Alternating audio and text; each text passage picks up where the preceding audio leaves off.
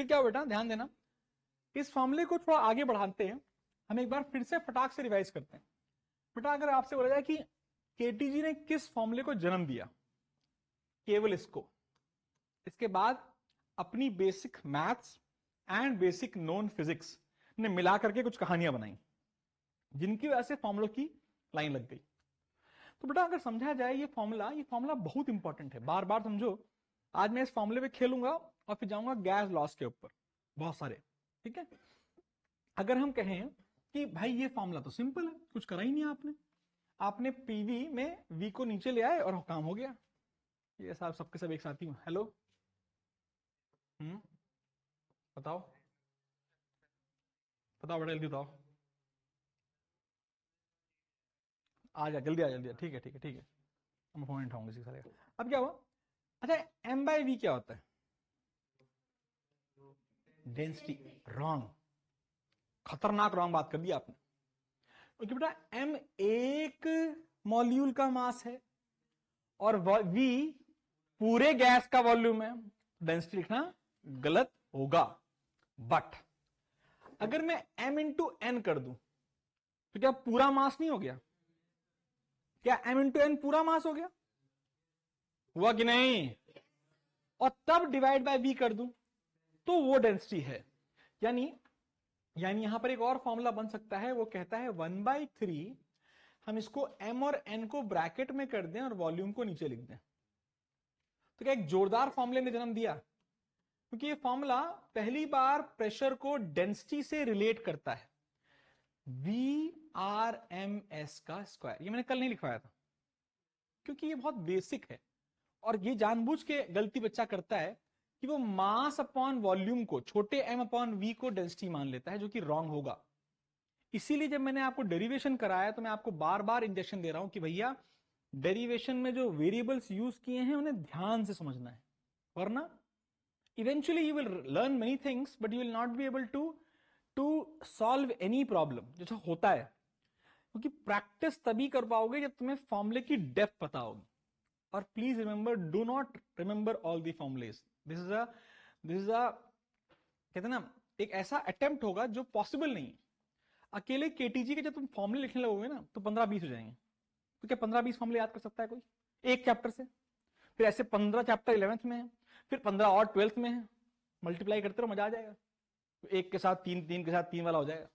फिर ऐसे केमिस्ट्री में भी 15 चैप्टर है। तो यू शुड अंडरस्टैंड कि आप कम से कम फॉर्मूले याद कीजिए, एक फॉर्मूला याद करो बस, ये सामने लिखा हुआ है, बाकी सब फॉर्मूले पीछे पीछे आएंगे अगर तुम्हें बेसिक पता होगी। और बेसिक क्या है? मास अपॉन वॉल्यूम को डेंसिटी कहते हैं। पीवी वहां गया तो फॉर्मूले की नंबरिंग करते हैं, ठीक है। तो आप लिखिए रीकैप, ऊपर क्या लिखिए? रीकैप।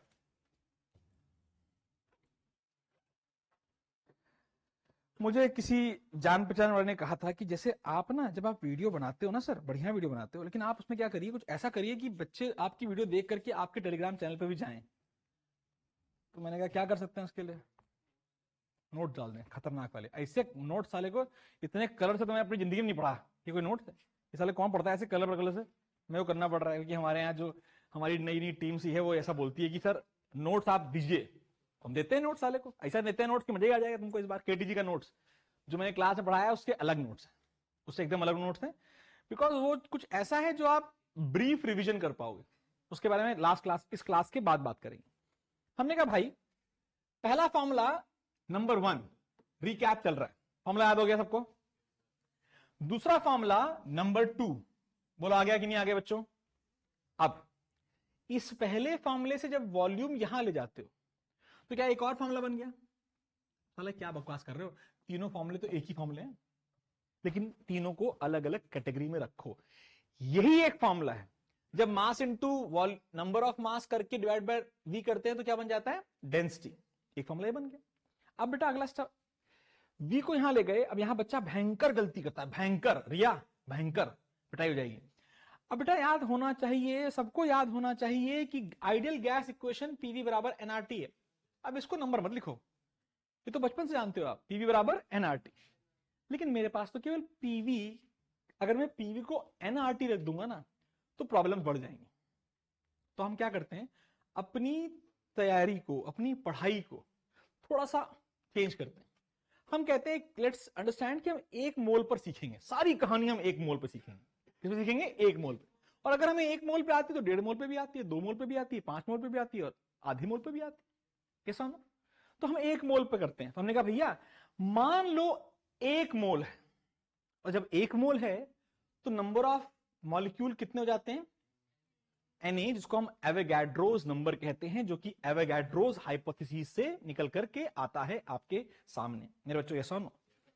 तो हमने कहा अच्छा सर, ये जो फॉर्मूला लिखा है पीवी बराबर एनआरटी में अगर एन को 1 रखोगे तो ये एक 1 मोल के लिए है। किसके लिए बेटा? 1 मोल के लिए।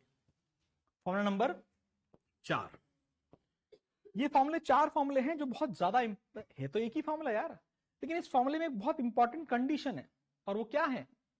ये 1 मोल की इक्वेशन है। क्या बच्चे? 1 मोल। 4 फॉर्मूले समझ में आ गए। फिर हम आगे गए, हमने और फॉर्मूले सीखे। ध्यान दीजिए, हमने एक बहुत सुंदर सा डेरिवेशन किया जो कि first principle of kinetic energy से था। काइनेटिक एनर्जी इज, मान्या बेटा आगे देखो पिटाई हो जाएगी बहुत तेज, तुम होमवर्क यहाँ कर रही हो बैठ के, जो है ना, तुम नोट पूरे कर रही हो, कुछ तो कर रही हो, तो नीचे क्या देख रही हो? यहाँ देख, मस्त सुंदर अच्छी राइटिंग है मेरी, थोड़ी थोड़ी तेरे तो गंदी है लेकिन अच्छी राइटिंग है फिर भी। तो काइनेटिक एनर्जी फॉर्मूला क्या होता है? Half M V square. हर पार्टिकल को पकड़ा हुआ है, वेलोसिटी क्या है? v1। फिर कितनी है? v2। फिर कितनी है? v3। तो क्या भाई सबको जोड़ दोगे तो नेट काइनेटिक एनर्जी आ जाएगी? जोड़ना आसान है क्योंकि एनर्जी एक स्केलर क्वांटिटी, तो 2 + 2 4 ही होता है। तो सबको जोड़ दिया। हमने कहा फिर भाई क्योंकि हाइपोथेसिस कहती है कि एक तरीके की गैस का हर पार्टिकल आइडेंटिकल है तो मास बराबर है, हमने मास को बाहर निकाल लिया, थोड़ा n से डिवाइड किया और n से मल्टीप्लाई किया। ये डिवाइड करते क्यों है बार बार?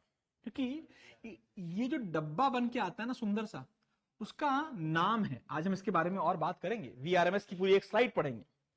ये जो है root mean square velocity, Maxwell की सबसे इंपॉर्टेंट खोजों में से एक है ये velocity, and this was done purely on experimental and mathematics basis. तो आज हमें समझना चाहिए कि आखिर वो डिस्कवरी हुई कैसे होगी।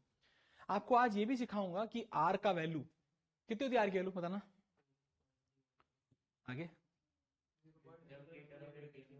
जूल पर के बेटा, तुझे वो देख, जब मीटर ऐसे मत बोला कर बेटा, अगर हाँ जब तक तुम्हें आर की वैल्यू ही ना पता हो तो बैंड बज गई ना, जिंदगी खराब हो गई।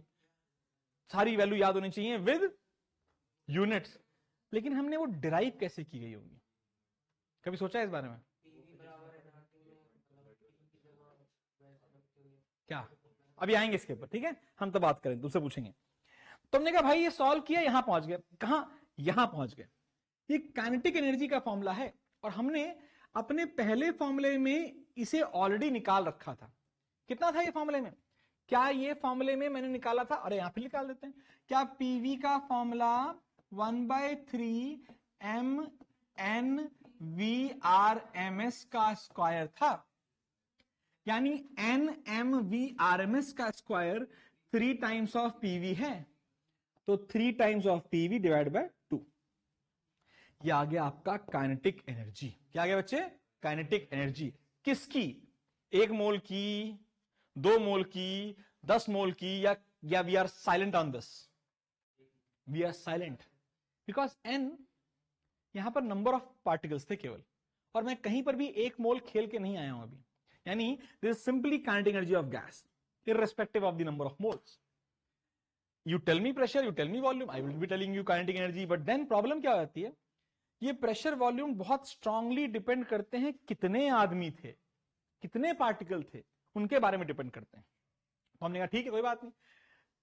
अब यहां से जब मैं यहां पहुंचता हूं तब खेल मस्त हो जाता है, क्योंकि बेटा अब समझो पीवी बराबर एनआरटी होता है, तो अगर kinetic energy of N moles की बात करोगे तो वो हो जाएगा 3/2 nRT, और हमें कितनी चाहिए? 1 मोल। तो 1 मोल के लिए फॉर्मूला n क्या हो जाएगा? 1। तो ये एक दो कितने आ गए? 4 वहां हो गए थे, 5वां, 6ठा, और ये आ गया 7वां। लेकिन ये फॉर्मूला 7वां बड़ा इंपॉर्टेंट फॉर्मूला है भैया। ये चिल्ला चिल्ला के बोलता है कि मैं 1 मोल ऑफ गैस की काइनेटिक एनर्जी हूं। 1 मोल। बेटा देख, केमिस्ट्री और फिजिक्स का जो सबसे इंपॉर्टेंट लिंक है ना वो इस चैप्टर में, क्योंकि दोनों में जो कॉमन है वो गैस है। इसके आगे जो फिजिक्स है बेटा, वो दोनों में कॉमन गैस है। और chemistry, kinetic theory of gases, हमारे समय में तो केमिस्ट्री में पढ़ाई जाती थी हमेशा डिटेल में, लेकिन मैं देखता हूं कि अब वो डिटेल केमिस्ट्री से हटा करके फिजिक्स के भरोसे कर दी गई है।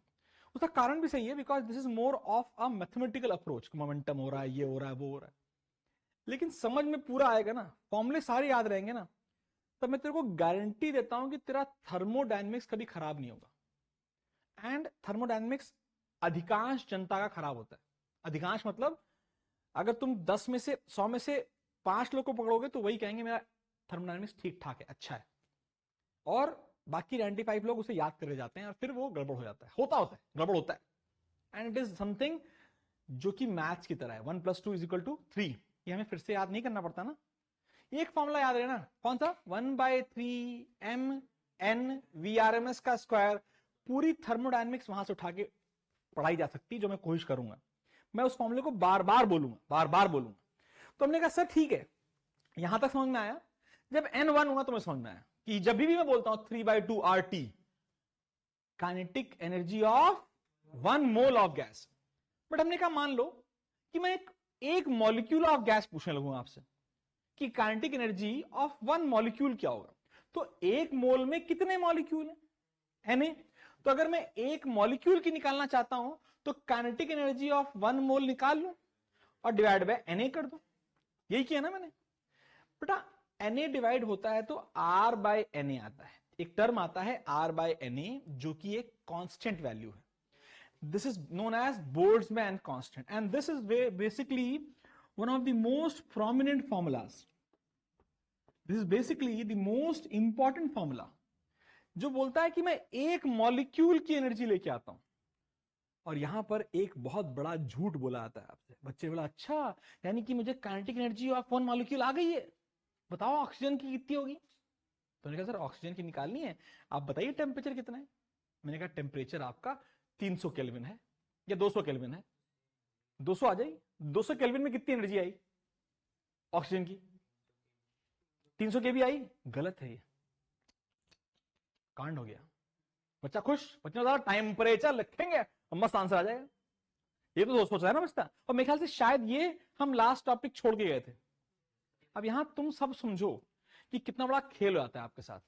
आप इसको याद करे जाते हो, हीरो बन के हमको सब आता है और तुमको कुछ नहीं आता है। क्वेश्चन आता है ऑक्सीजन गैस का, मैडम जी ये जो है डिराइव जब किया गया था, जिस गैस मॉलिक्यूल के लिए किया गया था, वो एक मॉलिक्यूल था, एक बंदा। याद आ रहा है?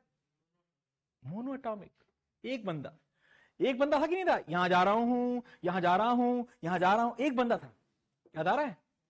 और मोनोटॉमिक गैस कौन सी होती है? मोनोटॉमिक क्या होता है? एक एटम वाली गैस। कौन सी होती है? हे भगवान, हाइड्रोजन गैस एक एटॉम वाली। राम राम राम राम राम राम राम राम। हीलियम, सारे के सारे इनर्ट गैसेस, नोबल गैसेस। ये फॉर्मूला नोबल गैस का है बस। हमने कहा है साला इतना पढ़ाया फिर बोल दिया कि केवल, और ये बोला नहीं आता है, किताबें यहीं पर साइलेंट रहती हैं, बोलती नहीं कुछ, और बच्चा एग्जाम में याद कर जाता है और उसका नंबर कट जाता है। बच्चा छोड़, अधिकांश टीचर भी ये याद करते 3/2 केबीटी है, 3/2 केबीटी है, 3/2 केबीटी किसका है? Mono atomic. Don't call it noble gas, या तो केमिस्ट्री हो गई। Mono, single, mono atomic gas, monoatomic gas. मैं ना यहां पर मॉलिक्यूल लिख सकता हूं, तो मुझे क्या लिखना पड़ता है? Mono atomic. एक ऐसा गैस जिसका एक एटम। ऐसे कौन से हैं? सारे के सारे इनर्ट गैसेस। हमने कहा यार ये तो खेल हो गया भाई। तो बच्चे से पूछा बताओ फिर कि यानी ऑक्सीजन के लिए नहीं चलेगा, और अगर ये नहीं चलेगा तो ये नहीं चलेगा, तो ये नहीं चलेगा। अरे बाप रे बाप, 6 फॉर्मूले पढ़ाए, सब नहीं चलेंगे। सारे फॉर्मूले पढ़ा के जय श्री राम हो गया, क्योंकि एक भी फॉर्मूला ऑक्सीजन पे नहीं चलेगा, एक भी फॉर्मूला नाइट्रोजन पे तो एकदम ही नहीं चलेगा, क्योंकि उसका कैसा गैस मॉलिक्यूल होता है? देखा है? ट्राइएटॉमिक होता है। Nitrogen gas molecule is triatomic. N2 दो ही है। मैंने जानबूझ के पूछा है भाई नाइट्रोजन गैस में कितने मॉलिक्यूल? दो नाइट्रोजन है भाई, कार्बन डाइऑक्साइड, पॉलीएटॉमिक। तो बेटा यहां मोनो एटॉमिक, डाई एटॉमिक और पॉलीएटॉमिक, ये सब कुछ आना चाहिए, वरना बस आपको बस एक मिथ आता है कि हाँ हमें एक फॉर्मूला याद है 3/2 केबीटी, मजा आ रहा है, लेकिन क्या ये याद रखना जरूरी है कि वो केवल इनर्ट गैसेस पर एप्लीकेबल है? डब्बा बड़ा सा कि सारे फॉर्मूले जो ऊपर डिराइव किए गए हैं केवल और केवल किसके लिए हैं? नोबल गैस के। एंड इट इज जोरदार। आई विल टेल यू, मेरा पहला पिटजी का टेस्ट था, मैं जब अपने समय में पढ़ता था तो हम भी 3/2 केबीटी याद कर गए थे, हम टिक मार के आए थे, और फिर मास्टर ने खूब गाली सुनाई थी, किस साले 3/2 केबीटी मोनोटॉमिक क्या होता है? हमने तब कब बताया? हमें तो ये याद है, हमें तो मैडम ने भी ये बताया कि स्कूल में 3/2 केबीटी याद कर लो बस। कई बार स्कूलों में ये स्टेटमेंट देंगे और बोलना वहां पर, मैडम किस मॉलिक्यूल का डिराइव किया गया है? एक। डेरिवेशन करते समय पार्टिकल कैसा था? एक। अगर दो पार्टिकल चल रहे हो बॉन्ड बना के, उसके लिए नहीं है, उसके लिए नहीं है। ये समझना बहुत जरूरी है, एक्सट्रीमली जरूरी है। तो ये समझ में आ गया है तो हमने कहा फिर इससे क्या फायदा होगा यार, हम तो इतनी कहानी पढ़ के आए और आपने बकवास कर दी लास्ट में। कोई बकवास नहीं करी। अब हम समझेंगे कुछ और जोरदार कॉन्सेप्ट कि हम सारी गैसेस में ये कॉन्सेप्ट कैसे अप्लाई कर सकते हैं। तो 3/2 एनआरटी भी ठीक नहीं है, क्योंकि ये भी किसके लिए डिराइव किया गया है? अभी तुझे पढ़ाऊंगा 3/2 NFRT। अभी तेरे को एफ लगाऊंगा इसमें, F is for degree of freedom. तो थोड़ा सा अंग्रेजी लिखते हैं फिर आगे बढ़ते हैं। तो लिखिए, सब लिखिए मेरे बच्चे। It is to be noted that, it is to be noted that the derived formula is only applicable, the derived formula is only applicable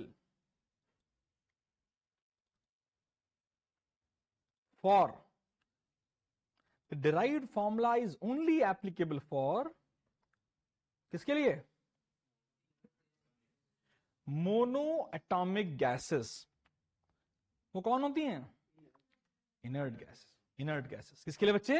inert gases. याद रखना है, ये बहुत इंपॉर्टेंट टॉपिक है। I am guaranteeing you will get a questions आपके JEE में मिलेंगे, आपके आप जानता है तू थर्मोडायनेमिक्स में केवल इतना सा गड़बड़ हो जाता है बच्चे से कि बच्चे को बोला जाता है बताओ बताओ बताओ कि ऑक्सीजन गैस है, बच्चा इंटरनल एनर्जी लेके चलता है ये, और गलत हो जाता है, सब कुछ गलत हो जाता है।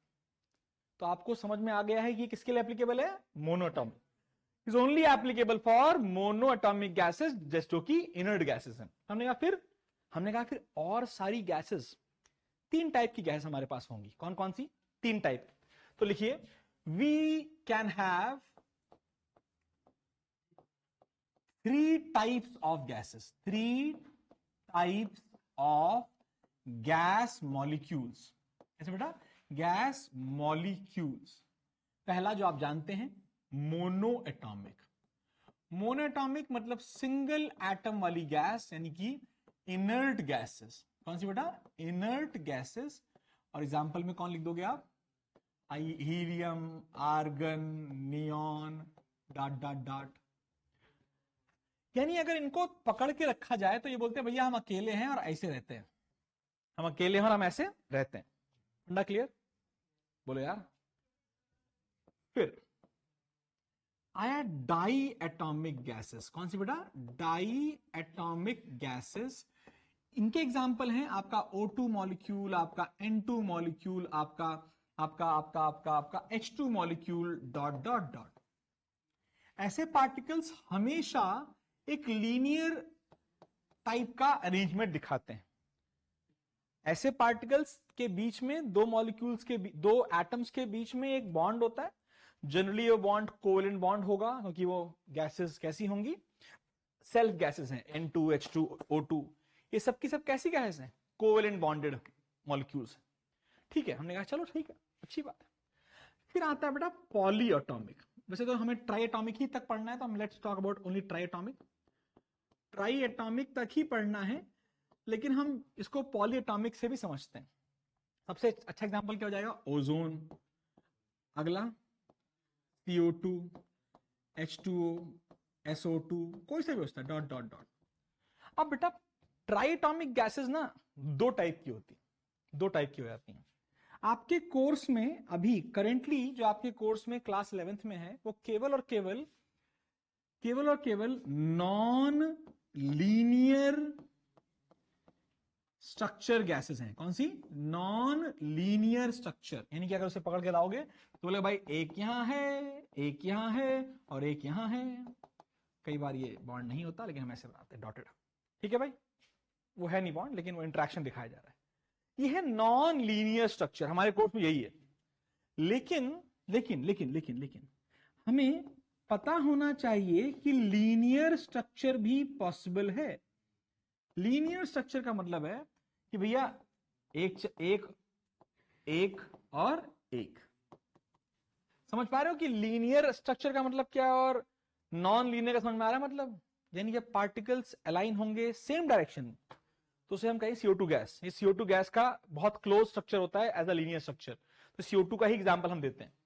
कार्बन डाइऑक्साइड जो गैस है उसका स्ट्रक्चर लीनियर बनता है। ठीक है, अब क्या हुआ सर, ये पढ़ाने का फायदा क्या है, ये क्यों पढ़ाया जा रहा है? क्योंकि हमें अपना वो फॉर्मूला 3/2 KBT या 1/3 MN/VRMS का स्क्वायर, वो सब कुछ इस तक लाना है। तो हमने कहा इस तक लाएंगे तो क्या बात करनी है, हमने लिखना है ये तो टाइप्स हो गए, गैसेस क्या हो गए? टाइप्स हो गए। अब तुम समझो एक बार, ये लिख लिया सबने? लिख लिया सबने? अब अगर मैं एक काम करूं, मैं हर गैस मॉलिक्यूल के टाइप को पकड़ूं। मैंने कहा मोनो एटॉमिक इधर आओ बेटा। सर आ गए सर, बताइए सर क्या करना है? हाँ जी, क्या चल रहा है? बोला मैं मॉलिक्यूल हूं, मेरा मास m है, मेरी VRMS होगी। मैंने कहा ठीक है, मान गए। मैं ठीक है, अच्छी बात है। अब तू मुझे ये बता, मैं तुझे हीट दूंगा तो तू एनर्जी लेगा। भाई सब यहां देख लो यार, सब खाले घोट के फिर पी जाओगे। याद नहीं करना है, समझ लेना है कि गलत कभी ना हो। हमने कहा भाई एक मॉलिक्यूल लाए, हमने कहा भाई तेरे को हमने हीट दिया, तूने क्या लिया? Energy sir, energy. और तेरी एनर्जी मेरे बच्चे, मॉलिक्यूल की एनर्जी, गैस मॉलिक्यूल की energy, considering it to be an ideal gas, can only have one type of energy. केवल एक टाइप की एनर्जी पॉसिबल है। बता बेटा कौन सी एनर्जी? वो तो मैं दे दी। Yes, it can only have kinetic energy because potential energy जैसी चीज उसे पता ही नहीं है, क्योंकि इंटरेक्शन पॉसिबल ही नहीं है। तो गैस के पास केवल एक टाइप की एनर्जी होती है। कौन सी? हमने अच्छा तेरे पास काइनेटिक एनर्जी है तो तेरे पास वेलोसिटी होगी। बोला हाँ है। सब यहां देखें प्लीज। तो इस बंदे से पूछा गया अबे तेरी जो एनर्जी वो किस किस डायरेक्शन में पॉसिबल है? बोला सुनो, मैं एक्स में जा सकता हूं, मेरी वेलोसिटी VX होगी। मैं Y में आ सकता हूं, मेरी वेलोसिटी VY होगी। और मैं Z में आ सकता हूं और मेरी वेलोसिटी VZ होगी। और जब हम बात कर रहे हैं तो हम अपना जो टेम्परेचर तक बात कर रहे हैं वो लेस देन 1200 केल्विन के बारे में बात कर रहे हैं। हम कुछ भी 1200 केल्विन के ऊपर बात नहीं करते। उसका कारण है 1200 केल्विन के बाद, रादर वो सही वैल्यू 3000 केल्विन है लेकिन किताबें 1200 केल्विन बोलती हैं। लेकिन अगर तुम एमटेक करोगे तो तुम्हें पता चलेगा कि वो सही जो सिनेरियो है वो 3000 केल्विन के बाद गैस मॉलिक्यूल्स एक नया सिनेरियो, एक नया टाइप का मोशन एग्जिबिट करती हैं। गैस मॉलिक्यूल्स जब एक particular temperature beyond the critical temperature heat की जाती हैं तो ना वो केवल चलती हैं एक्स में, वाई में, जेड में, उसके अलावा वो वाइब्रेट करने लगती तेजी से, बहुत तेजी से। तो इनके अंदर एक और एनर्जी आती है जिसे हम बोलते हैं वाइब्रेशनल काइनेटिक एनर्जी। लेकिन हम छोटे बच्चे हैं, क्लास 11th के बच्चे हैं, जिन्हें मैक्सिमम IIT एडवांस का एग्जाम देना है। तो एडवांस के कोर्स में भी वाइब्रेशनल काइनेटिक एनर्जी नहीं है। लेकिन तुम्हें यह पता जरूर होना चाहिए कि gas molecules can have vibrations also, but that happens at a very high temperature. We are not going to deal with that temperature. हम केवल दो टाइप की एनर्जीज के बारे में बात करेंगे। कौन कौन सी? सर काइनेटिक एनर्जी तो एक ही टाइप की होती है, तो दो कहां से आ गई? काइनेटिक एनर्जी दो टाइप की होती है। एक चीज एकला चलो रे, स्ट्रेट चलो रे, that is translational kinetic energy. जब बॉडी स्ट्रेट लाइन में ट्रेवल करती है तो उसे बोलते हैं ट्रांसलेशनल काइनेटिक एनर्जी। और अगर बॉडी रोटेट करना चालू कर दे तो उसे क्या बोलते हैं? और आपने उसका फॉर्मूला याद पढ़ रखा है, हाफ आई ओमेगा स्क्वायर होता है ना। तो दो कंपोनेंट पॉसिबल हैं, एक ट्रांसलेशनल और एक रोटेशनल। तो आज हम हर मॉलिक्यूल से पूछेंगे तेरे पास कौन कौन सी एनर्जी है, और वो the number of ways a particle can have energy is called its degree of freedom. Simple भाषा में, जितने नंबर ऑफ वेज में एक पार्टिकल एनर्जी को पेट में रख के घूम सकता है वो कहलाता है डिग्री ऑफ फ्रीडम। एक बहुत बेसिक लैंग्वेज में है, अच्छी लैंग्वेज में लिखवा दूंगा। लेकिन अगर मैं पूछूं पार्टिकल बेटा तुम्हारे पास काइनेटिक एनर्जी कितनी लोकेशन पे है, सर 1 2 3 3 लोकेशन पे, 3/2 kBt। कितनी है? हमने कहा यार तेरा जो हमने काइनेटिक थ्योरी में पढ़ा था, तेरी एनर्जी तो आ रही थी 3/2 kBt। हाँ सर आ तो रही थी, और क्योंकि सिमेट्री है भाई, तो हर वेलोसिटी की वजह से कितनी एनर्जी होगी, हाफ kBt और हाफ kBt जोड़ दिया तो कितना हो गया। इसे बोलते हैं law of equipartition of energy. अभी लिखवाऊंगा मैं, अभी सीखो। जो 3/2 kBt निकाल के लाए हो ना, वो उसकी 3 डिग्री ऑफ फ्रीडम से आया। किससे आया? 3 डिग्री ऑफ फ्रीडम से आया। हम अंग्रेजी लिखेंगे थोड़ी सी, ये लिख लिया आप लोगों ने डायग्राम, या पीछे वाला मोनोटॉमिक पे आ जाओ, लिखो। In case of monoatomic gases, in case of monoatomic gases,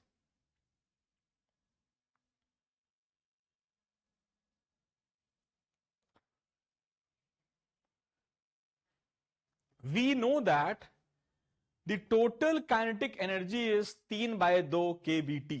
कितनी है? 3/2 kBt, 3/2 kBt, full stop. Next line लिखो बेटा। Next, in case of monoatomic gases we know that the kinetic energy is 3/2 kBt। बोलो जी, आगे लिखो जी। क्या सर, क्या लिखते हैं? To understand how the kinetic energy, to understand how the kinetic energy is stored in a gas molecule, we must know the concept of stored in a gas molecule. We must know about degree of freedom, degree of freedom। इसको हम denote करते हैं छोटा f से। किसे करते हैं? छोटा f। चाहे IIT JEE का किसी भी सन का सवाल हो, चाहे नीट का कोई भी सवाल हो, चाहे आपके स्कूल में होने वाला कोई भी एग्जाम हो, डिग्री ऑफ फ्रीडम हर बार आता है। यानी इतना इंपॉर्टेंट है इस चैप्टर का, most important point after derivation of pressure. तो डिग्री ऑफ फ्रीडम क्या है, लिखते हैं। Degree of freedom is defined as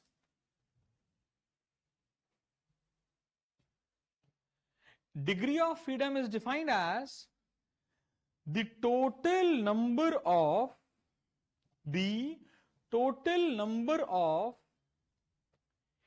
independent modes, the total number of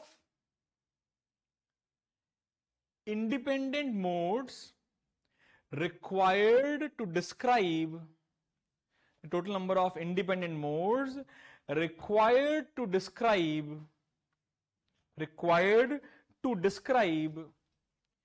completely the position and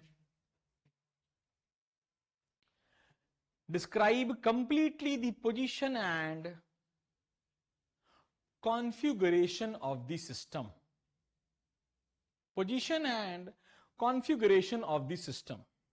ये तो होगी बुकिश अंग्रेजी। हिंदी भाषा में क्या है वो हमें लिखनी चाहिए। इसको बेटा ये तो एग्जाम में अगर आएगा डिग्री ऑफ फ्रीडम क्या है, ये लिख के आना। अब इसे याद कैसे करोगे, ये है क्या, बोल क्या रहा है ये? डिग्री ऑफ फ्रीडम वो इंडिपेंडेंट मोड्स हैं जिसमें एक गैस मॉलिक्यूल एनर्जी को एक्वायर कर सकता है, बोलना ये चाहते हैं हम। तो कॉन्फ़िगरेशन के और पोजीशन से मतलब वही है कि पूरी एनर्जी बता पाऊं और बता पाऊं कि पार्टिकल कैसे बिहेव कर रहा है। तो हमें अंग्रेजी में लिखना चाहिए, इसको एग्जाम में नहीं लिख के आना है, डब्बा बना लीजिए।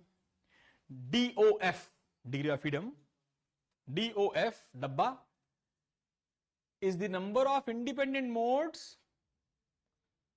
DOF is the number of independent modes in which a gas molecule, DOF is the independent modes in which a gas molecule can occupy energy. Gas molecule can occupy energy. Gas molecule can occupy energy, full stop. ठीक है, हमने कहा भैया कितने modes में energy लेके बैठेगा, वही है ये। तो हमने नेक्स्ट पॉइंट लिखा, निग्लेक्टिंग वाइब्रेशनल काइनेटिक एनर्जी। हम कौन सी एनर्जी के बारे में बात नहीं करेंगे? वाइब्रेशनल काइनेटिक एनर्जी के बारे में बात नहीं करेंगे। The gas molecule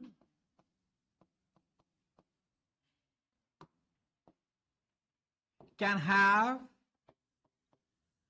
two types of motions. कौन कौन से? पहला कहलाता है, क्या है उसका नाम? ट्रांसलेटरी मोशन, जिसको हम क्या बोलते हैं? मोशन इन 1D, यानी x में चला जाओ, y में चला जाओ या z में चला जाओ, x y z, इसके अलावा कोई नहीं पॉसिबल। एक होता है दूसरा रोटेशनल मोशन। रोटेशनल मोशन, तो हम हर पार्टिकल से पूछेंगे, हाँ भाई कितने मोशन थे? तो बोलेगा भैया 3 ट्रांसलेशन है और 2 रोटेशन है। तो डिग्री ऑफ फ्रीडम कितना हो गया?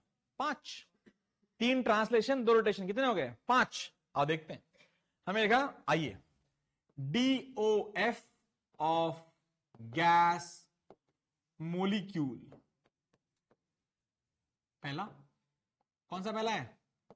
Mono atomic. एक पार्टिकल सॉरी, या तो x में आ सकता है, या तो y में, या तो z में। तो डिग्री ऑफ फ्रीडम कितने हो गए? 3 ट्रांसलेशनल प्लस 0 रोटेशनल। हमने कहा बे रोटेशन नहीं होगा इसमें, पॉइंट चार्ज है। एक गोले का रोटेशन हो सकता है, लेकिन एक डॉट का रोटेशन, और गैस के मॉलिक्यूल बहुत छोटे, जब इतने छोटे मॉलिक्यूल है तो एक्सिस पे रोटेट होंगे भी तो पता चलेगा नहीं। और हाँ एकदम पॉइंट मास है, पॉइंट मास है भाई, मास तो पॉइंट हो सकता है, आज तक यही पढ़ते आ रहे हैं। पूरी क्लासिकल मैकेनिक्स में यही चिल्लाया गया, मास एक पॉइंट ऑब्जेक्ट है, गैस मॉलिक्यूल भी एक पॉइंट ऑब्जेक्ट है। They cannot rotate on its axis, they can never rotate बेटा, क्योंकि किसी भी रोटेशन के लिए एक एक्सिस की जरूरत है और उसके पास नहीं है। इसलिए अभी समझना, ये बहुत इंपॉर्टेंट अजम्पशन है। ठीक है, हमने कहा अच्छा सर, यानी कि कितना आ गया डिग्री ऑफ फ्रीडम इसका? 3। कितना आ गया? 3। हमने कहा दूसरा कौन है भैया जी? Diatomic. सुनना, डिग्री ऑफ फ्रीडम 3 ट्रांसलेशन तो हो जाएंगे, मानते हो इस बात को? बोलो यार। अब रोटेशन की बात करते हैं।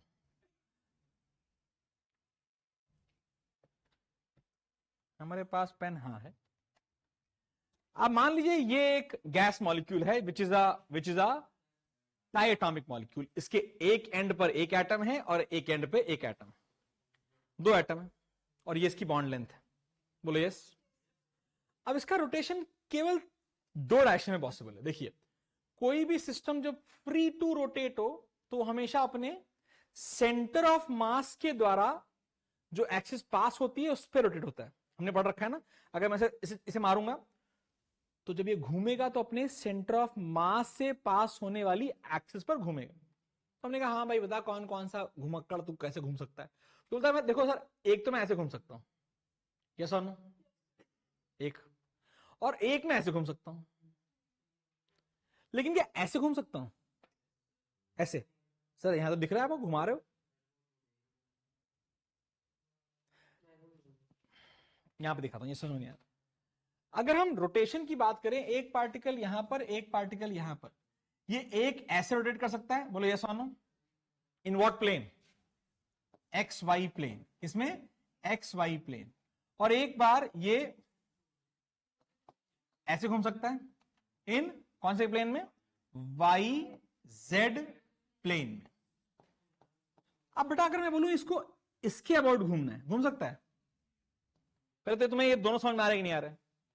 अगर मैं गैस मॉलिक्यूल होता तो एक तो मैं ऐसे घूम सकता हूं, हाँ या ना, और एक मैं ऐसे घूम सकता हूं जो मैं घूम कर दिखा नहीं पाऊंगा, ऐसे। दो ही रोटेशन पॉसिबल है। क्या अगर मैं एक गैस मॉलिक्यूल हूं जो कि एक लाइन हूं, तो क्या अपने हाथ को ऐसे घुमा सकता हूं? नहीं, क्योंकि इसका रेडियस, अगर मैं गैस मॉलिक्यूल को यहां से देखूं तो ये ऐसे दिखती है, लेकिन अगर यहां से देखूं तो क्या वो एक पॉइंट ही है ना, और उसके अबाउट रोटेशन पॉसिबल, तो ये वाला रोटेशन नहीं है, तो केवल और केवल दो रोटेशन पॉसिबल हैं। कितने रोटेशन पॉसिबल हैं? दो। तो डिग्री ऑफ फ्रीडम कितनी हो गई? 5। तो एफ कितना आ गया? 5। सबको समझ में आया? कौन सा रोटेशन नहीं होता? ये वाला। कौन सा रोटेशन ये नहीं होता? ये वाला। बहुत इजी है, समझ में आता है। फिर कौन सा आता है बेटा हमारा? तीसरा कौन सा है? Try atomic.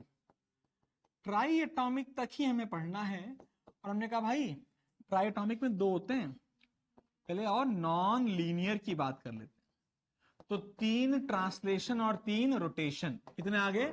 5 DOF, sorry 6। कितना हो गया? 6। तो नॉन लीनियर का F कितना है? 6। यानी अगर एक पार्टिकल को ऐसे पकड़ो तो ये बोलेगा देखो भैया मैं पूरा एक्स में आ सकता हूं, मैं पूरा वाई में आ सकता हूं, मैं पूरा जेड में आ सकता हूं, मैं एक्स वाई प्लेन में घूम सकता हूं, मैं वाई जेड प्लेन में घूम सकता हूं, और मैं एक्स जेड प्लेन में भी घूम सकता हूं कि मैं एक 3D पार्टिकल, तो मैं तीनों एक्सिस में घूम सकता हूं। 3 रोटेशन 3 ट्रांसलेशन, कितने हो गए? 6। हमने कहा फिर तो आसान था, पर यही आपके कोर्स में है। लेकिन थोड़ा सा आगे गए हमने कहा यार वो भी पढ़ लेते हैं ना। कौन सा वाला? लीनियर वाला। अब लीनियर वाला जोरदार हो जाता है, बोला बना लो हमको 1 2 3। सुनिए ध्यान से, मजा आएगा।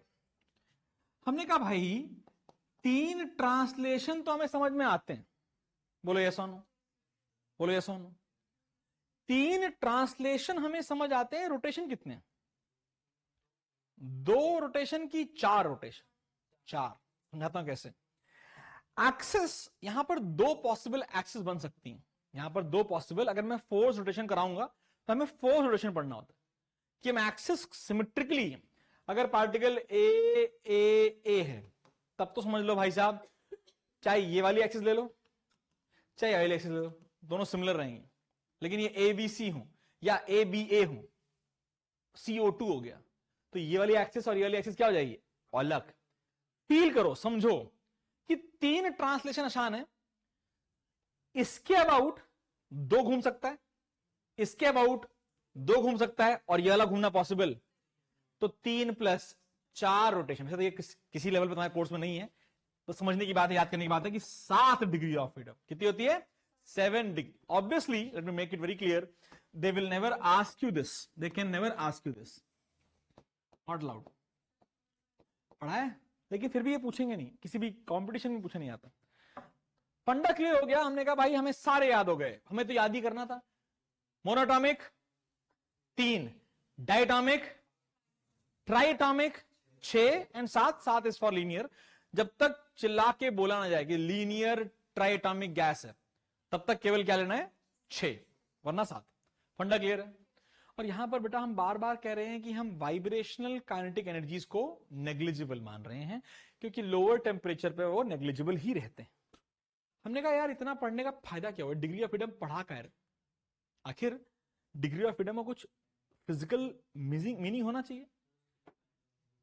हाँ, तो मैं वही बताने वाला हूं। हर डिग्री ऑफ फ्रीडम के पास एक लॉ आता है, law of equal partition of energy. क्या होता है?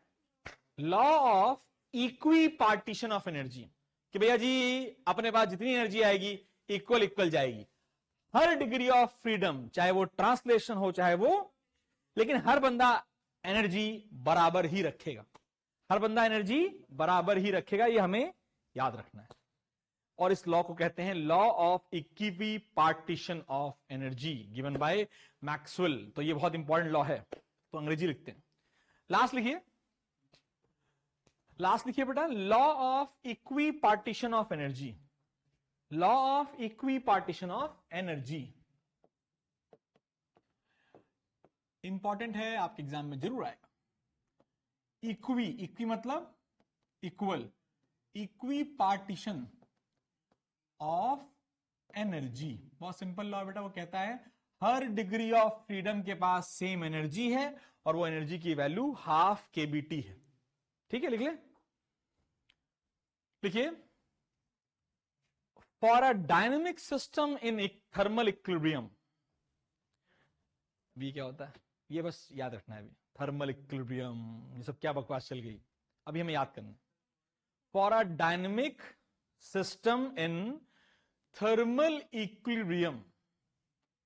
बताओ दक्ष, नहीं दक्ष रहने दो, बताओ बेटा गौरी, तू भी तो केमिस्ट्री पढ़ती है ना, कहां पढ़ती है?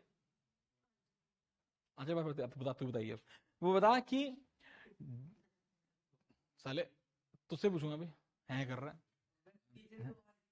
मैं क्या बोल रहा था क्वेश्चन, कि जब मैं आपसे थर्मल इक्विलिब्रियम कहता हूं, केमिस्ट्री में हो गया ना थर्मल इक्विलिब्रियम, हो गया होगा, अभी पढ़ाई नहीं किया थर्मोडायनेमिक्स, हो ही नहीं सकता ऐसा, तो फिर थर्मल इक्विलिब्रियम थर्मोडायनेमिक्स पढ़ाई नहीं किया, इक्विलिब्रियम चल रहा है बेटा। वो काइनेटिक इक्विलिब्रियम की बात नहीं कर रहा हूं मैं थर्मल इक्विलिब्रियम की बात कर रहा हूं। What is thermal equilibrium? हाँ, गुड, वेरी गुड, तुम भी पढ़ रहे हो भाई, तुम भी पढ़ रही हो, तो भैया पता होना चाहिए। टेम्परेचर इज कांस्टेंट, तो उसे हम कहते हैं थर्मल इक्विलिब्रियम। थर्मल इक्विलिब्रियम का एक लौता इंडिकेशन है कि हाँ भैया तेरा मेरा टेम्परेचर बराबर है। फिर हम कहानी पढ़ेंगे, diathermic wall, adiabatic wall, फनाला wall, पढ़ रखी होगी आप लोगों ने केमिस्ट्री में। बता व्हाट इज डायाथर्मिक वॉल? हाँ, तू बता डायाथर्मिक वॉल क्या होती है? कुछ भी, डायाथर्मिक तो जिसके बाहर हीट हो, बता। जहां पर हीट पास होने में कोई रेजिस्टेंस ना हो, ले लो ले लो, पूरी ले लो। डायाथर्मिक मतलब पूरी हीट ले लो लेकिन मास नहीं देंगे, तो उसे बोलते हैं डायाथर्मिक वॉल। हम इसके बारे में बात करेंगे। एडियाबैटिक बता दे वॉल क्या होती है? हीट भी नहीं जाएगा, मास भी नहीं जाएगा, फुल्ली आइसोलेटेड। हम बाद में बात, जब इसको हम कब पढ़ते हैं?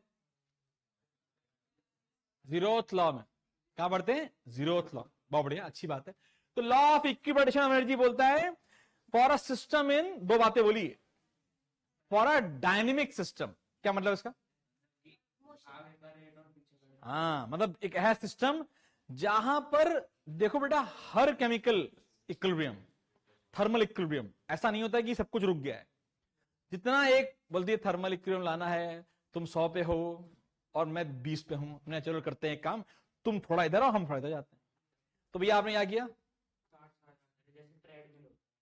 मैं, हम तो भैया ठंड वाला मस्त एग्जाम्पल बताएंगे। बाल्टी में गर्म पानी लेके आओ, नहाने बैठे, और मम्मी ने कहा ये बाल्टी मिलेगी, इतना ही पानी मिलेगा, और अंदर गए, लाओ थोड़ा पानी मिला लेते हैं। तो पानी मिलाते समय थोड़ा ज्यादा पानी मिल गया तो ठंडा पानी हो जाएगा, थोड़ा गर्म पानी लगा लिया तो मस्त जल जाएगा। तो क्या करते हैं आप? हाथ डाल के, हाँ अब ठीक है, अब ठीक है ना भाई? करते, अब नॉर्मली सब लोग तो शॉवर वगैरह से नहा लेते हैं, लेकिन बाल्टी में अगर पानी मिला के, गर्म पानी मिला के नहाया आपने, तो ऐसे ही करते हैं ना, मिला रहे हैं, थोड़ा सा दिमाग किसी के बारे में सोचने लगा, ले भैया गया, ठंडा हो गया पानी, अब और गर्म पानी लाओ। तो थर्मल इक्विलिब्रियम में क्या होता है? गर्म पानी, ठंडा पानी, गया, बोला भाई मैं 100 पे हूं, तू 30 पे, चलो मिलके पहुंचते हैं 50 पे। 50 से पहुंच गए तो गर्म पानी बोलता है अबे हम दोनों का टेम्परेचर 50 हो गया है। हाँ, तो एनर्जी नहीं, तुम ठंडा वाला गर्म को एनर्जी दे ही देगा, या गर्म वाला ठंडे को एनर्जी देगा कि नहीं देगा? देगा। बोले भाई 50 पे पहुंचने के बाद दोनों को लगता है तू 50 पे, मैं 50.00001 पे हूं, ले बेटा एनर्जी ले ले। अब मैं 49.55 पे हूं और ये 50.11 पे हूं, तो एनर्जी का आदान प्रदान होता था, ले भाई तू दे, तू ले, तू दे, तू ले। तो जब वो इक्विलिब्रियम में आता है उस समय क्या होता है, ये इसको एनर्जी देता है, फिर से बोलता है अबे यार कम हो गई, तो इसको देता है वापस, अबे यार फिर कम हो गई, तो ये लगातार चलता रहता है। और इस कॉन्टिन्यूस प्रोसेस को थर्मल इक्विलिब्रियम का सिनेरियो बोलते हैं, and it is dynamic in nature because यहां पर वो एनर्जी का आदान प्रदान चल रहा है। फंडा क्लियर? इस डायनेमिक का न्यूटन के डायनेमिक से कोई रिलेशन नहीं है। ये वो कहानी है जहां एनर्जी का आदान प्रदान चल रहा है। एनर्जी का जब आदान प्रदान चलता है तो उसी को टर्म दिया गया है heat. Heat is energy in transit. एक ऐसी एनर्जी जो घूम रही है, यहां ले लो वहां ले लो, तो वो एनर्जी जब घूमती है तो उसका नाम क्या है? हीट। क्या नाम है? हीट। हमने भैया लॉ ऑफ इक्विलिब्रियम एनर्जी में बोलता है कि अगर डायनेमिक इक्विलिब्रियम है और सिस्टम इन थर्मल इक्विलिब्रियम है, then the energy of the system is equally then the energy of the system is equally distributed in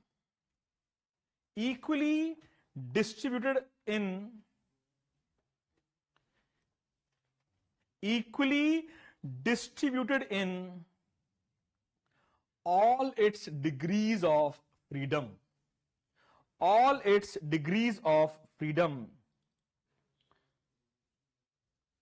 and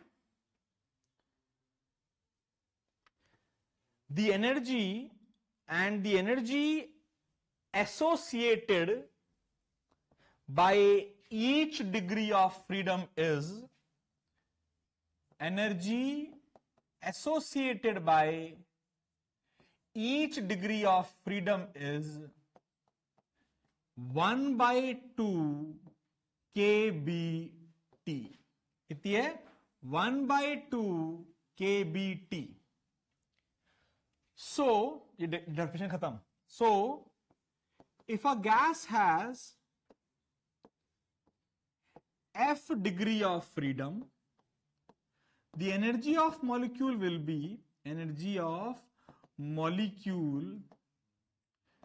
be F into half kBT। सुंदर भाषा में F/2 kBT। एक minute बेटा, F/2 kBT, F/2 kBT।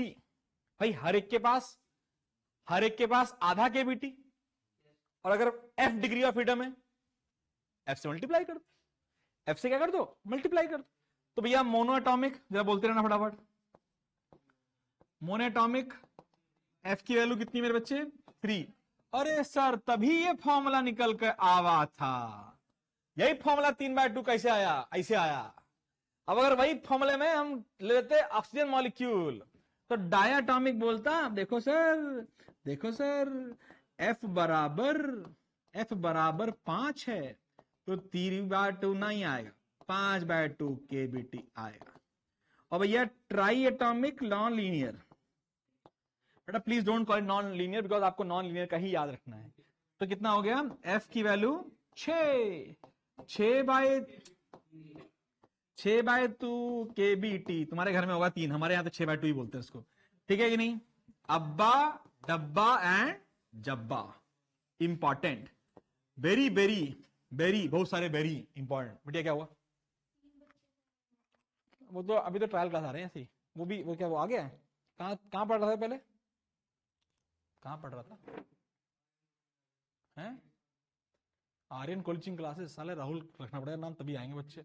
Rahul नाम अच्छा है ना, आर्यन नाम गुड अच्छा है। क्या नाम है टीचर का? आर्यन। फिर तो सही है सारी क्लासेस, फिर तो कोई दिक्कत ही नहीं।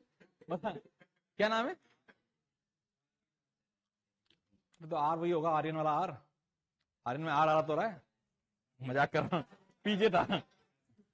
चल ठीक है भैया, भैया है मतलब क्या क्या क्या एज है इनकी? मुझसे ज्यादा बुढ़े हैं, मुझसे ज्यादा जवान है? हाँ तब ठीक है, यस। मुझे पता नहीं साले मैं 17 साल का हूं। जब मेरी शादी हुई थी ना, तब रिया पैदा भी नहीं हुई थी। है रिया ज्यादा हो गई क्या?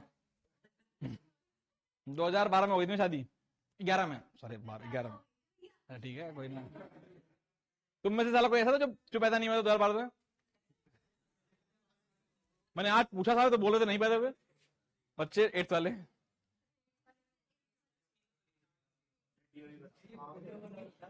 अबे हम फॉर्मूले याद हो गए?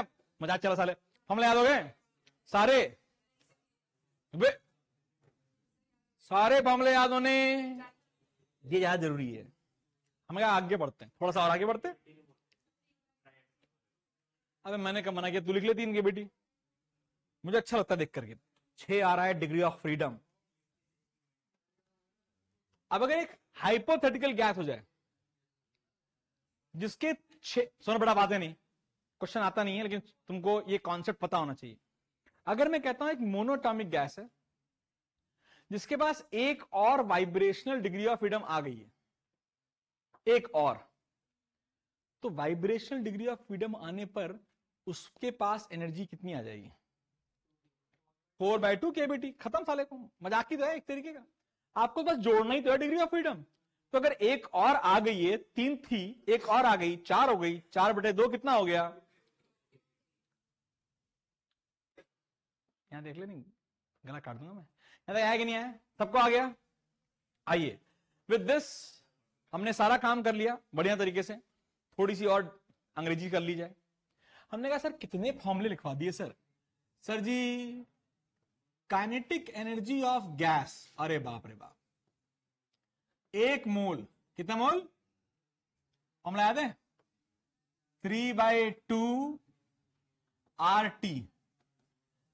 3/2 RT बोलना चाहिए कि नहीं बोलना चाहिए? नहीं बोलना चाहिए। F/2 RT बोलना चाहिए, क्योंकि बेटा ये 3/2 जब बोल रहे हो तो किसका बोल रहे हो? मोनो एटॉमिक का। तो अब से हम यहां पर क्या करेंगे? F/2 याद रखेंगे। तो हमने कहा अच्छा sir, kinetic energy of every mole of a gas is F/2 RT। बोलो यस। तो kinetic energy of n moles of gas कितना हो जाएगा? ये 1 मोल का है, अगर n आ जाए तो कितना हो जाएगा?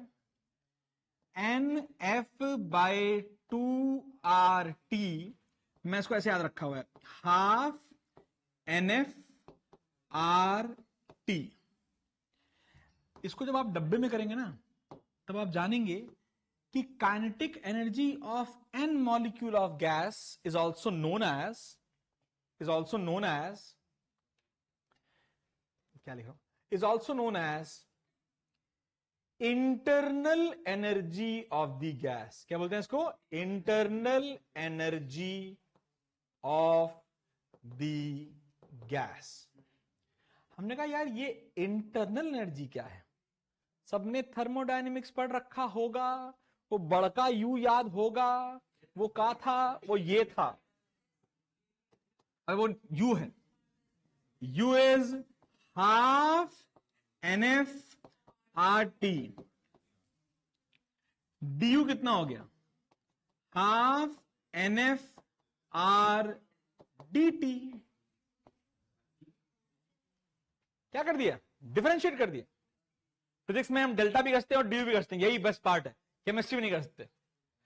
यही समझना है कि हमें एक फॉर्मूला याद रहेगा तो हमारी लाइफ कितनी इजी रहेगी यार।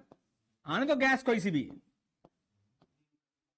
चाहे वो अब्बा डब्बा जब्बा कोई सा भी गैस हो जाए, oxygen gas, helium gas, argon gas, क्या हमें हर गैस का इंटरनल एनर्जी पता है? यस।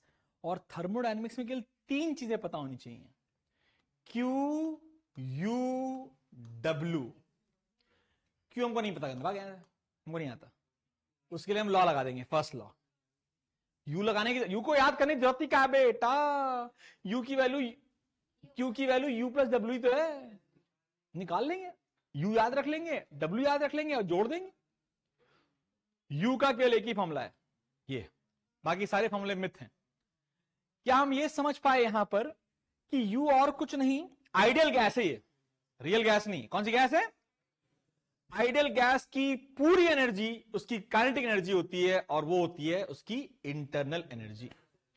यहां पर हम दो बातें लिखेंगे, लास्ट इस पॉइंट को खत्म करेंगे, फिर आगे बढ़ जाएंगे। तो हमने क्या लिखा, दो बातें लिखी। It is to be noted and remembered, it is to be noted and remembered that it is to be noted and sir please read the initial sentence of the law. कौन सा law है initial sentence? For a system in dynamic for a dynamic system in thermal equilibrium, ये था ना वाला, आप बता रहे, तुम पूछ रहे हो। अच्छा, क्या लिखा? It is to be noted and remembered that the kinetic energy of an ideal gas only depends on temperature. Only depends on temperature. Only depends on temperature. याद रखिए, बहुत इंपॉर्टेंट है। Full stop. Next line. For an ideal gas,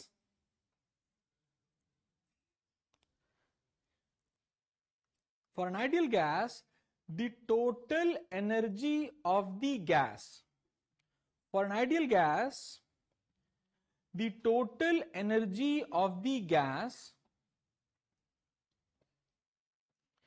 is only its kinetic energy,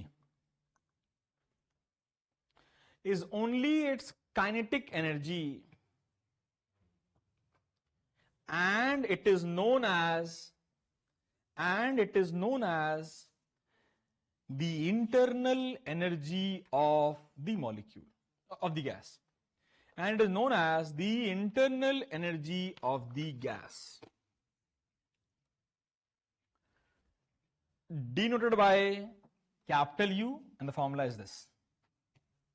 Denote क्या आता है capital U से, and the formula is half NFRD, half NFRT. आइए आगे बढ़े, छाप लिया है।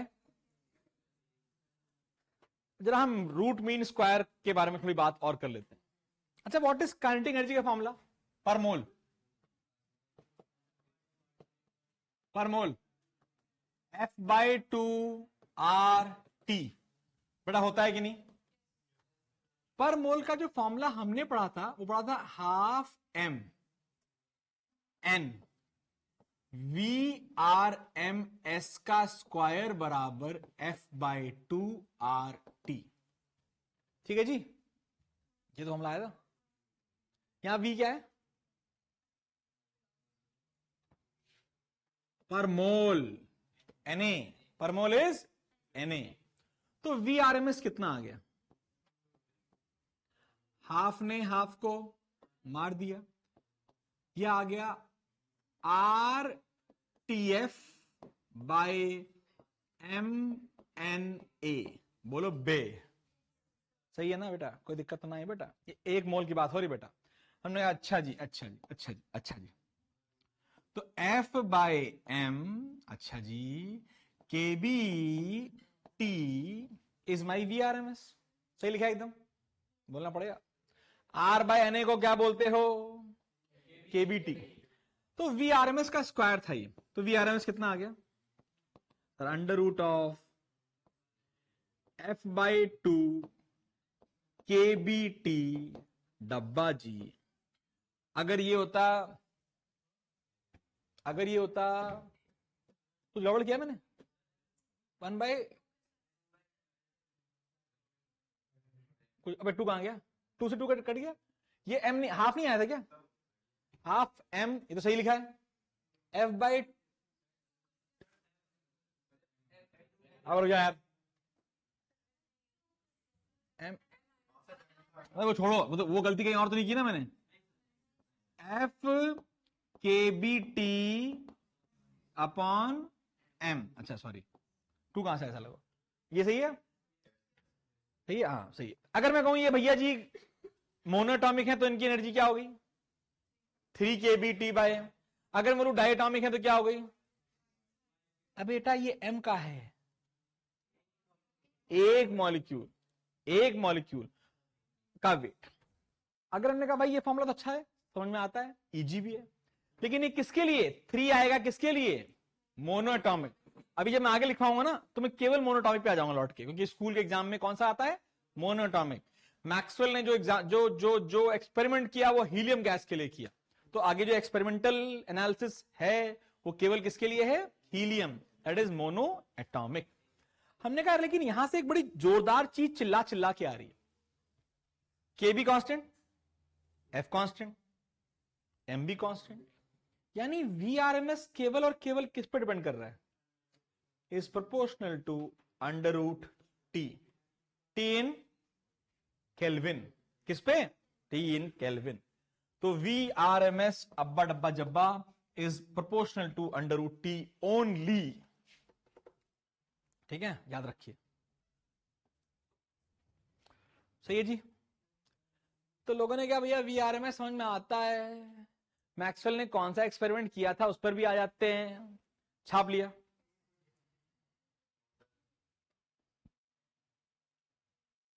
ठीक है, अच्छा इस फॉर्मूले को थोड़ा और खेल दूं हल्का सा, एक मॉलिक्यूल के लिए, एक मॉलिक्यूल खेलते हैं, आओ, एक मॉलिक्यूल और हीलियम का, तो मोनोटॉमिक के लिए बताओ क्या वैल्यू आ गई।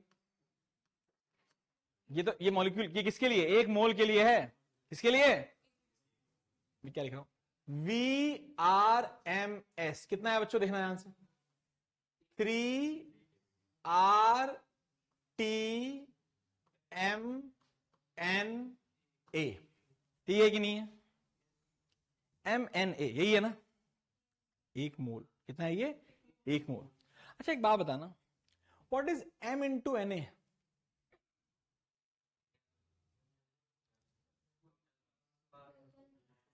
एम इंटू एन ए, हा very good, is the total mass of 1 mole of gas, also known as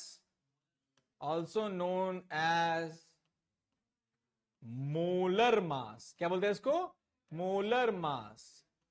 इसको हम डिनोट करेंगे बड़का एम, किसे करेंगे, बड़का एम। फॉर्मूला क्या बन गया, under root 3 R T by M, और ये एम क्या है, molar mass in KG, molar mass in KG. मैं बोलू भैया बताओ Uday, what is the molar mass of oxygen gas in KG, in gram दाजल। अबे निकालना पड़ेगा, हमें क्या निकालना पड़ेगा, 32 ग्राम। अगर 32 ग्राम आता है तो केजी भी आता है, 32 इंटू 10 की पावर माइनस, अबे ऐसा कर रहे हो यार तुम लोग, ऑक्सीजन बोल रहा हूं किसी और के बता। अबे molar mass of oxygen gas क्या है, उसका मास इन ग्राम्स, लेकिन यहां पे क्या रखना है, यानी 32 इंटू 10 की पावर माइनस 2 की 3, 32 इंटू 10 की पावर माइनस 3 केजी। यानी इस फॉर्मूले में मास हमेशा किसमें रखा जाएगा, केजी में, और किसका मास, मोलर मास, यानी कि एक मोल का मास। फॉर्मूला याद रखना चाहिए, काम आएगा। क्या बोल रहा है, क्या बोल रहे हैं, कान में घुसा, क्या बोल रहे हैं, सारे फॉर्मूले याद है, बता what is molar mass of steam, molar mass of steam बताना, 18 ग्राम है ना, और केजी में रखना। बोल बे अविनाश, साइड हो जाओ। अच्छा फॉर्मूला याद हो गए सब, तुम खुद सोचो साले, अगर फॉर्मूला याद करने बैठ गए केटीजी में तो खास दोगे। कितने फॉर्मूले हो गए, कम से कम 10 12 15 हो गए। सारे फॉर्मूले कौन इंसान याद कर सकता है, मैं नहीं, मुझे याद नहीं है, कोई फॉर्मूला याद नहीं मुझे, सब डिराइव कर, एक फॉर्मूला याद है बस, ऊपर वाला। कौन सा याद करना है, P बराबर 1/3 M N V R M S का square.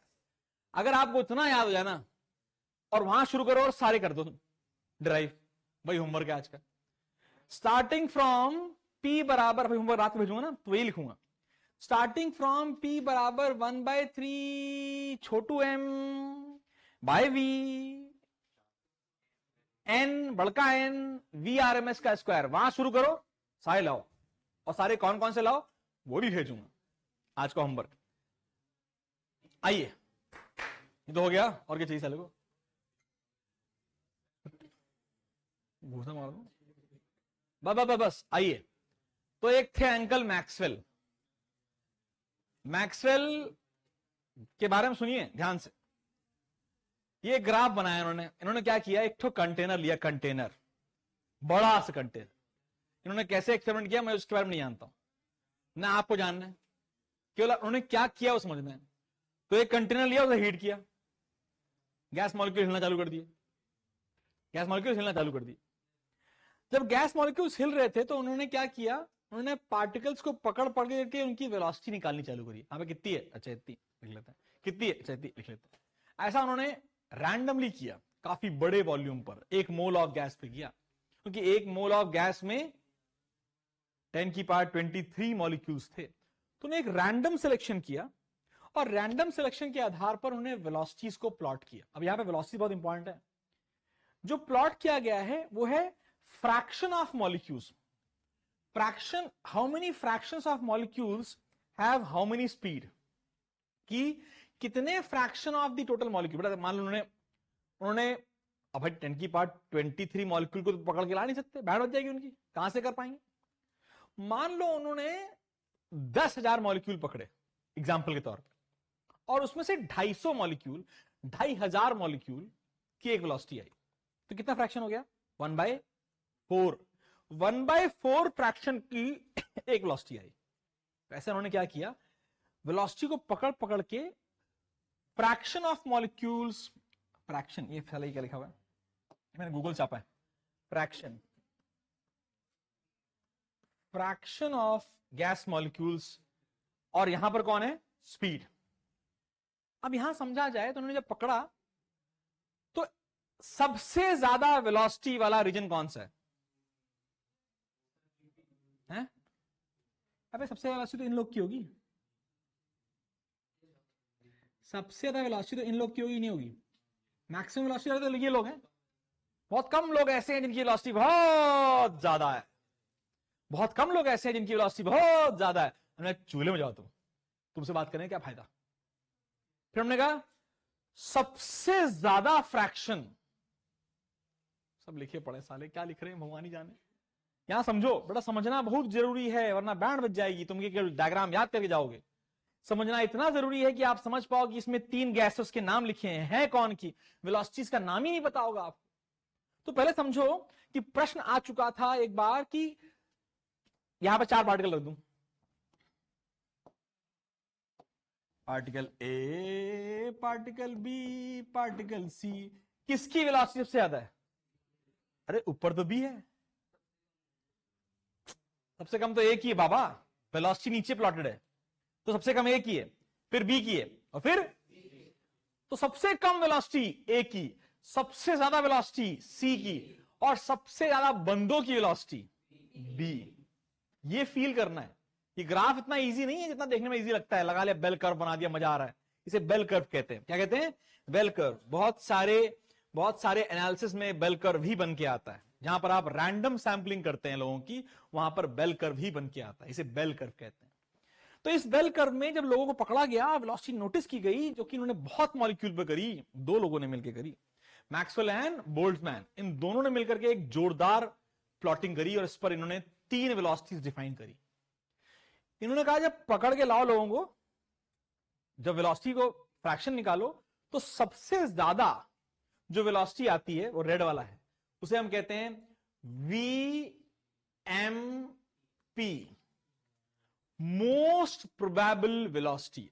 The probability of a particle having this velocity is highest. This is known as most probable velocity. ये पहली टाइप की वेलोसिटी थी, इसके बारे में कोई जानकारी नहीं थी। It is purely a statistical value, मतलब डेटा पर निकाली गई वैल्यू, एक्सपेरिमेंट के डेटा पे निकाली गई वैल्यू। फिर एक वेलोसिटी, वो बहुत, जब उन्होंने सब वेलोसिटी निकाल ही रहे थे, तो उन वेलोसिटीज को प्लस किया, divide by number of particles किया, तो उन्होंने क्या निकाल लिया? मीन।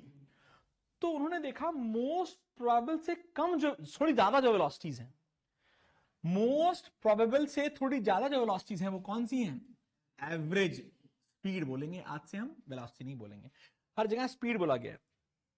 एवरेज में कभी भी वेलोसिटी नहीं बोला जाता, average is always speed. Never velocity, because average में फिर क्या होगा, वेलोसिटी का नेगेटिव पॉजिटिव होने लगेगा, पंगे हो जाएंगे। तो इसलिए एवरेज में कभी भी वेलोसिटी वर्ड एट्रीब्यूट में नहीं लिखना चाहिए। क्या बोलना चाहिए, एवरेज स्पीड हो सकती है, average velocity is something like myth for a random figure. अगर बोला जाए भैया एवरेज वेलोसिटी कितनी है, 0 है। एवरेज वेलोसिटी पूरे गैस मॉलिक्यूल की 0 होगी, क्योंकि भैया मैं यहां पर भी हूं और मैं हर जगह पर ही हूं, तो मेरी कोई नेट डायरेक्शन नहीं है, और जब मेरी कोई नेट डायरेक्शन नहीं है तो नेट डिस्प्लेसमेंट नहीं है, तो एवरेज वेलोसिटी 0 आती है। हमने कहा हाँ याद हो गया, average velocity of a gas is 0। Nobody will ask you, they will ask you what is average speed, यानी कि मॉड वैल्यू निकालो, प्लस करो, डिवाइड बाय एन करो, and that will give you average speed. आज भी test, आज क्या test लेना है? कल मैंने क्या भेजा तुम लोगों को क्वेश्चन, बायोडाटा देना, टेस्ट तो लेना, छोड़ना नहीं था किसी को। अभी क्या हुआ फिर, लेकिन थोड़ा टाइम लगेगा, 5-7 मिनट, ठीक है। फिर क्या हुआ, फिर अगला सबसे सुंदर वेलोसिटी, बहुत दिक्कत की बात है, टेस्ट ले रहा डेली, तूने बनाया गंदा समूह, गला काट दूंगा तेरा मैं, डेली टेस्ट होगा। वीआरएमएस सब जानते हैं, वेलोसिटी को पकड़ो, स्क्वायर करो, जोड़ो, डिवाइड करो, फिर अंडर रूट कर दो, तो ये आता है वीआरएमएस। कौन सी वेलोसिटी सबसे ज्यादा है, अभी सोच रहे साले, सबसे ज्यादा वेलोसिटी वीआरएमएस, इन तीनों में सबसे ज्यादा वीआरएमएस, उससे कम, सबसे कम, सबसे कम नहीं बोलना चाहिए, इन तीनों में सबसे कम, मोस्ट प्रोबेबल। बट ये मोस्ट प्रोबेबल का फिजिकल सिग्निफिकेंस क्या है, कि अगर किसी गैस मॉलिक्यूल को पकड़ लो तो उस मॉलिक्यूल की वेलोसिटी वी एमपी होने की प्रोबेबिलिटी सबसे ज्यादा होगी। ये इंपॉर्टेंट बात है बेटा, ये बहुत इंपॉर्टेंट बात है। डायग्राम बना लिया है, मार्क कर दिया है, अब इनके फॉर्मूले लिखिए, सबके फॉर्मूले बना लो। हम कहा जा रहे हैं, कल हमारी क्लास तो भैया बहुत मुश्किल, हम छुट्टी नहीं ले, कल छुट्टी है तुम लोग की, ऐस करिए, शाम को क्लास ले 5:30 बजे, वही बड़ा ले लो। घर वाले मुझे बात मारेंगे सारे, तुम लोग शादी तो हुई नहीं है, तुम लोग शादी तो हुई नहीं साले, शादी मेरी हुई है। हाँ उनकी है, मेरा ऑफिस है, मुझे है ना, पापा बताऊंगा, रुक जाओ, तो ढूंढ रखी है क्या? पापा बताऊंगा, पापा बताऊं, पापा तेरे को रुक जाए। उदय बाबा से मेरी मुलाकात लगभग डेली रहती है, तुझे कल बस बताना ये बात, ऐसा बोल रहा था क्लास में, तूने बोला, मैं सुना भी, मैंने बोला, मैंने सुना। अब उदय आएगा घर में आके पहले, सर सर पापा सर ने बोला था, साले उसका नाम लेना, मेरा नाम मत लेना। बच्चों फॉर्मूले डायग्राम याद रहेगा, सबसे कम वेलोसिटी कौन सी, इन तीनों में ही पूछी जाएगी, ऐसा नहीं सबसे कम तो 0 है, सबसे कम velocity out of the 3 is most probable, सबसे बड़ी वीआरएमएस। आगे बढ़े, इसका बंद तो गया, शुभांकर बना लिया, पक्का पक्का, ऑलमोस्ट क्या होता है ना,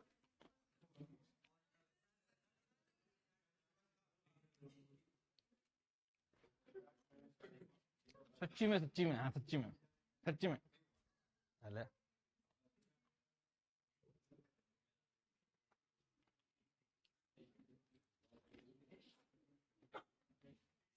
थोड़ा जल्दी कर लो यार, टेस्ट भी है अभी, साले जानबूझ धीमे धीमे लिख रहे हैं।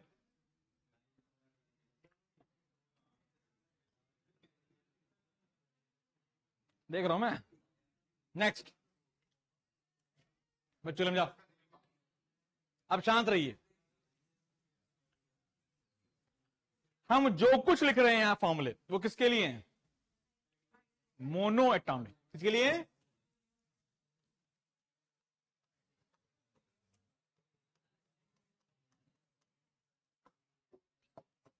बट जो बातें ना हो प्लीज, ये एक्सपेरिमेंटल एनालिसिस केवल मोनोएटॉमिक गैसेस के लिए की गई है, और हमें ये फॉर्मूले याद रहने चाहिए। एवरेज का फॉर्मूला यही होगा, मानते हो, जब इसे सिंप्लीफाई किया गया, ऑब्वियसली ये फॉर्मूला हमें डिराइव नहीं करना है, लेकिन ये वैल्यू हमें याद रखनी है, ये फॉर्मूला बनता है। अब तुम बोलोगे साला क्या बकवास है, ये कौन याद करेगा? तो भाई मजबूरी है, मजबूरी है।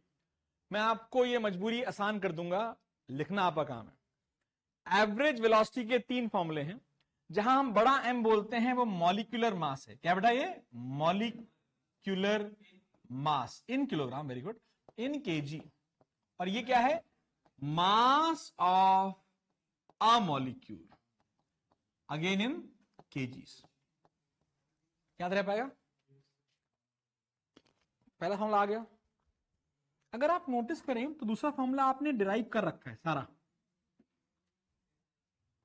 जो दूसरा फॉर्मूला है आपने डिराइव कर रखा है। 3 पीवी बाय एम किया था अभी थोड़ी देर पहले। पीवी बराबर 1 पीवी बराबर एनआरटी, 1 मोल के लिए लिखा गया है। ये सारे फॉर्मूले 1 मोल के लिए हैं, मोनोटॉमिक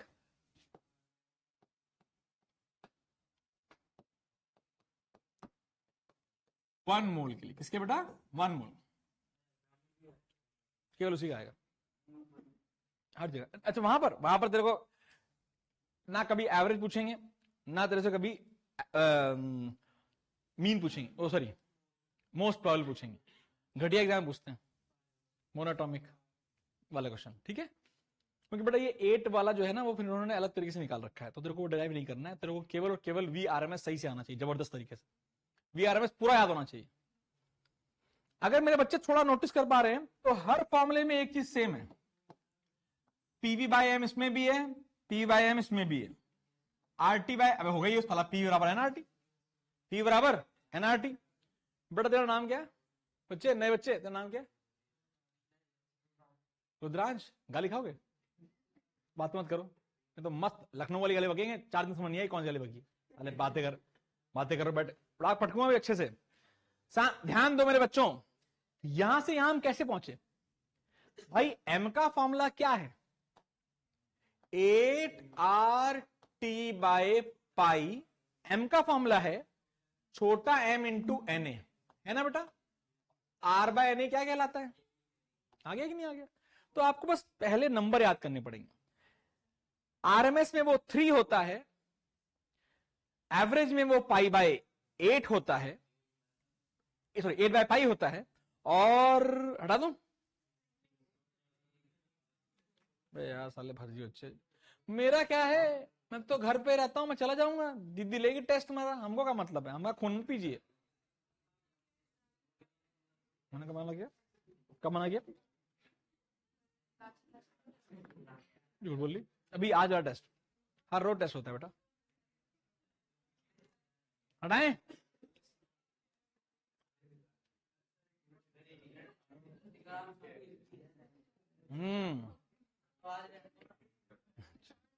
टेस्ट होना। जैसे ही क्लास खत्म होगी, रात को 10 बजे से लेकर के 11:30 बजे के बीच में क्या है? क्विज। लास्ट क्लास में अनंत ने बढ़िया किया था और एक बच्चे और ने किया था, मैंने भेजा था ना टेस्ट। और सबसे बड़ा कांड ये था कि बहुत सारे बच्चों ने क्विज अटेंड नहीं किया था। That is not my problem. अगर आप चाहते हैं तो मैं ये भी, यहां तक ऐप में ये भी लिख के आता है, मैं आज वो भी भेजूंगा। ऐप में लिख के आता है कि जब टेस्ट चल रहा था तो बच्चे ने कितनी बार स्क्रीन डाउन करके कोई और खोला, सब आता है। मैं भेजवा दूंगा, इस बार मैं ये लिखा दूंगा। कहा कि अन्य अनाया कहा है, अनाया के टेस्ट में लिख के आया था कि इसने 3 बार टेस्ट को मिनिमाइज किया। हाँ वो ठीक है, 3 बार हो गया तेरा, लिख के आया था। नहीं तो ठीक आया था। ये कहां से आ गया? P by rho, mass by, what is mass by volume, वो लिख दिया, ठीक है। अगला, सब कुछ सेम है, यहां पर क्या आ गया? 2। इसको बोलते हैं, अब आप समझिए, ये रिलेशन है जो हम कल पूछेंगे आपसे, परसों जब जो भी होगी क्लास। कल क्लास नहीं हो पाएगी, गारंटी है, मैं नहीं अवेलेबल हूं। ये फॉर्मूला याद रहेगा यार बच्चे को। अब आरएमएस में √3 लिख दिया, मैं √2 लिख दिया, तो गड़बड़ कर दिया ना मैंने। अच्छा पहले एमपी लिखा, वहां से अलग लिखा, अलग लिखा।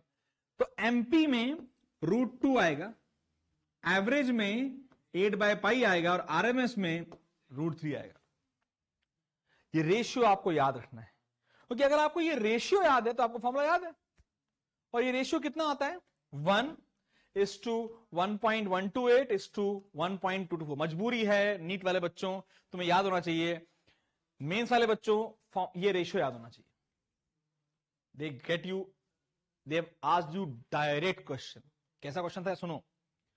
2023 केटीजी से एक क्वेश्चन आया कि अगर मोस्ट प्रोबेबल स्पीड 2.6 मीटर्स पर सेकेंड है तो आरएमएस स्पीड कितनी होगी?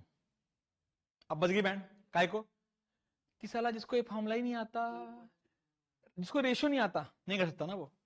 जिसको रेशियो नहीं आता वो क्वेश्चन कर नहीं पाएगा। इट इज माई रिक्वेस्ट कि आप याद रखिए प्लीज। ये फॉर्मूला इंपॉर्टेंट है और ये क्लास का अंतिम पड़ाव पे था। अब हमारा जो बच गया है वो गैस लॉ को केटीजी से प्रूव करना रह गया। पूरा चैप्टर खत्म हो गया। यानी परसों की क्लास में केटीजी खत्म, क्वेश्चंस पूरे करा दूंगा। परसों की क्लास में जैसा आपसे वादा किया था 3 दिनों में केटीजी खत्म होगी। 2 दिनों में लगभग पूरा खत्म हो गया है। थोड़ा सा पार्ट बचा है 20 मिनट का पार्ट, वो मैं कल करा देता, लेकिन क्या ही कर सकते हैं। और क्या है इसके बाद? इसमें है कुछ और? माल मसाला केवल क्वेश्चन का, ये जेई वाला क्वेश्चन है, ठीक है। 1 मिनट करके तुम लोग टाइम बाई करने की कोशिश कर रहे हो।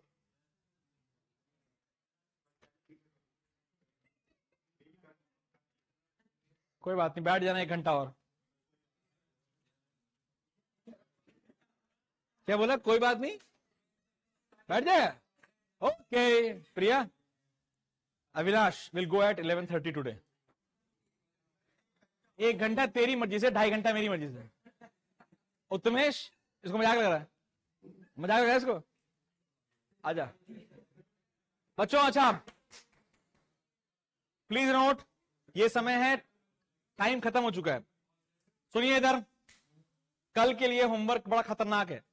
आपको मैंने कल कुछ 8 क्वेश्चन भेजे थे वेव्स के, और आज मैं भेजूंगा।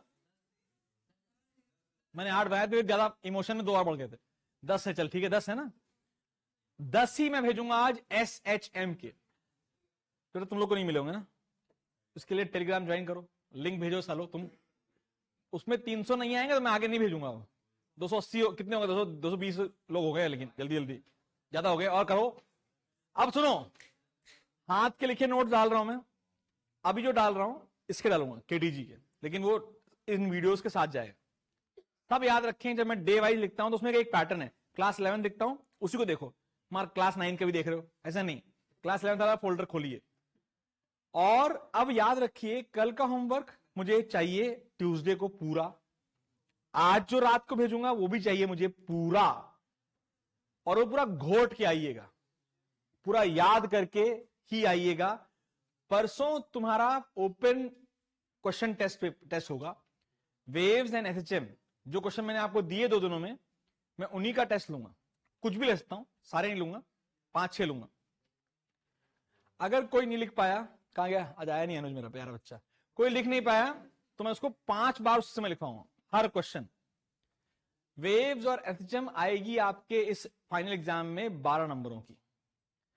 12 नंबर का पेपर इन्हीं 2 क्वेश्चन जो मैं भेजे हैं उससे बाहर से नहीं आएगा, ये पूरी गारंटी है।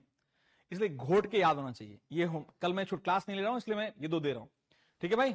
ऑल द बेस्ट, मिलेंगे हम ट्यूसडे को। आज कोई टेस्ट नहीं है, और सॉरी दे लेट हो गया बच्चे, कोई बात नहीं, ट्यूसडे को नहीं छोड़ेंगे। ट्यूसडे नहीं। और सुनो, ओह अगर तुम्हारा नाम आज फिर से रिफ्लेक्ट हुआ ऐप के एग्जाम ना देने पर, तुमको तोड़ूंगा मैं। अब नहीं हो पाएगा, मैं दे रहा हूं टेस्ट, अब मुझे मतलब नहीं है। अब मैं टेस्ट फ्लोट करूंगा। अब होमवर्क जमा करो, होमवर्क। कोई घर नहीं जाएगा, होमवर्क जमा करो बेटा, जो दिया था मैंने। बाय बच्चों।